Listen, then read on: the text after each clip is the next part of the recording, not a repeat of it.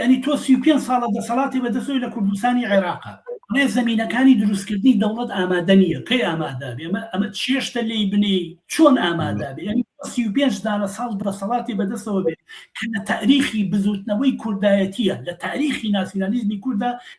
لە هەر چوار پارچەی کوردستان شتیوان نەبووە فقط یەک مەقطع هەیە ئەویش ساڵی 70 بۆ 74 کە مفاوەزاتی پارتی و حکوومەتی بەعسە بێ 70 بۆ 74 فقط ئەو مەسافەیە شەڕ نییە جۆرێک لە ئۆتۆنۆمی شتێکی لەم بابەتە لە ئارادایە لە تاریخی 100 ساڵی ڕابردووی بزوتنەوەی کوردایەتی شتیوان نەبووە تۆ تقریبا نیمچە سەربەخۆیی 35 ساڵە دەسەڵاتێکی سەربەخۆت هەیە جێیشێکت دروست کردووە علاقاتی لەگەڵ وڵاتانی دەوروبەر هەیە نەو دەفرۆشی سنوورەکان بەدەست خۆتەوەیە ئەمیەت ئەوڕوا شتیوان نەبووە لە تاریخە بۆ ئەمە هێشتا نتوانی بێ زەمینەکانی دروستکردنی دەوڵەتدا مەزرێنی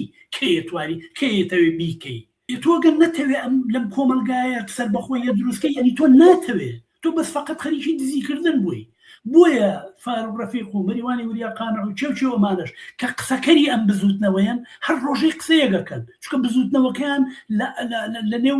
لە نێو قەیرانێکی خینچێنەرایە